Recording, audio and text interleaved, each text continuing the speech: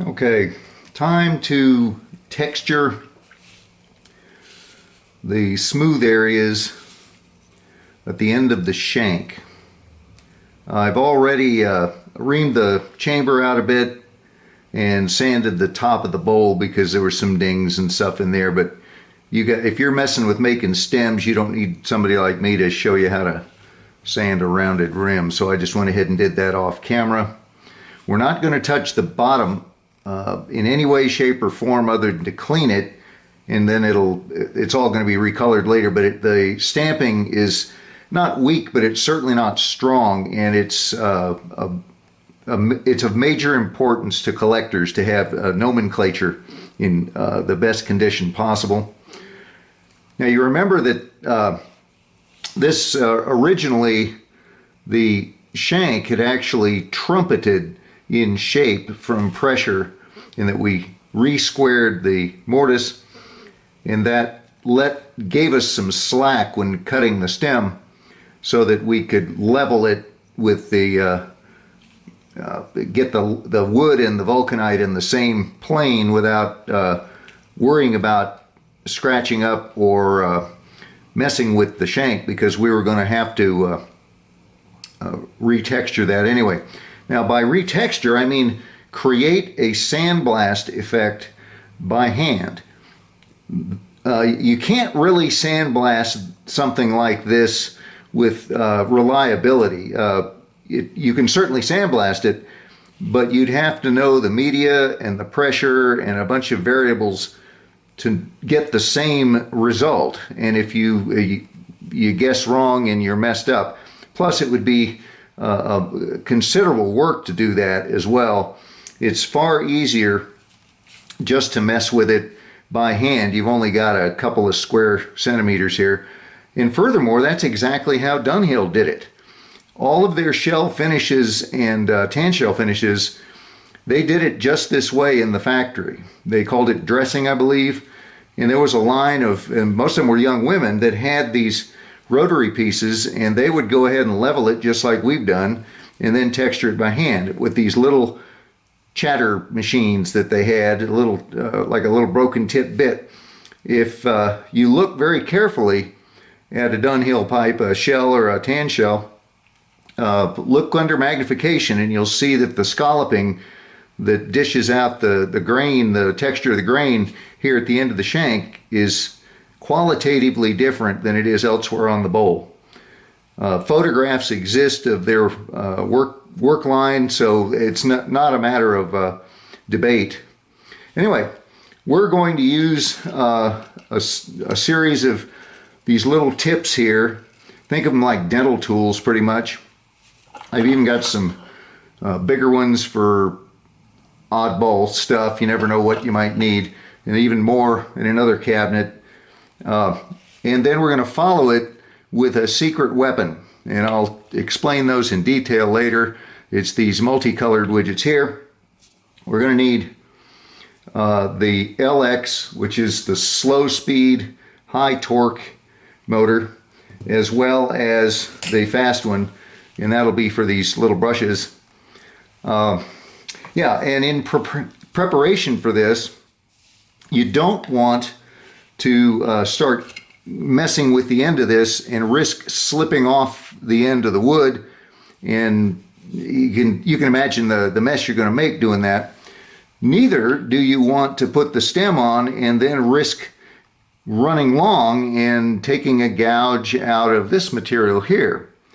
So I've taken a piece of the fiber backing off a ordinary tablet that you would get in like a tablet of paper, just a piece of cardboard, and doing this. Now you could use a metal washer if you wanted to, but if you touch it much, you're going to dull your little tips here, which are designed for wood, not for metal.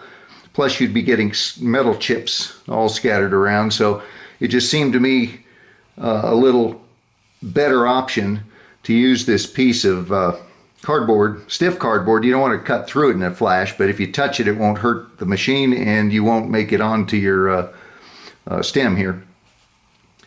So the general rule with this is to start with the larger diameter ones, like this bullet shaped thing, and get your undulations. You want to kind of break up the plane of the surface before you begin to fine texture or put little lines in there.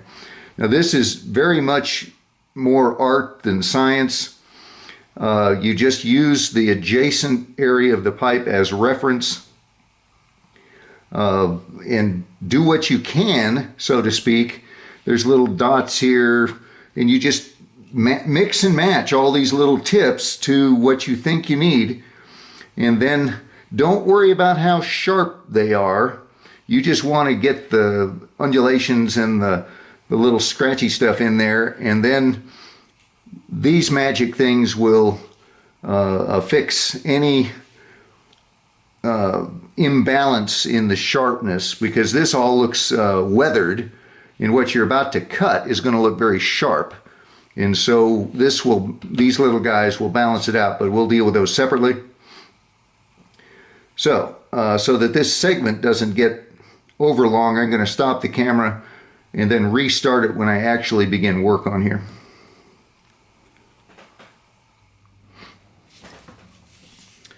Okay, here we go. I'm going to try as much as possible to keep things angled in a way that allows you to see what's going on, but it's just kind of the nature of the beast here that without a separate cameraman and a zoom and all that kind of stuff, this is pretty tough.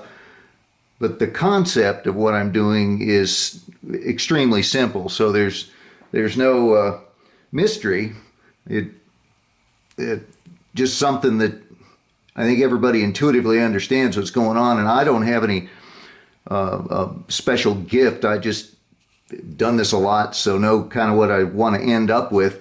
I've got a selection. I spun the little widgets here and picked out the ones that I think are going to come in handy based on what I see here. So we'll give it a go.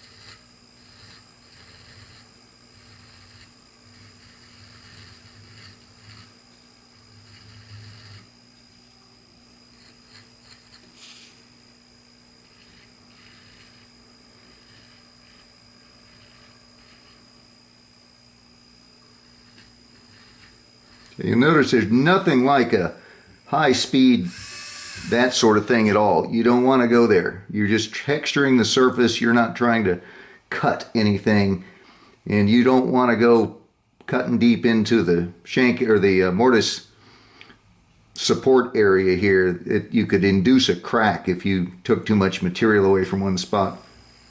Plus it would look bad.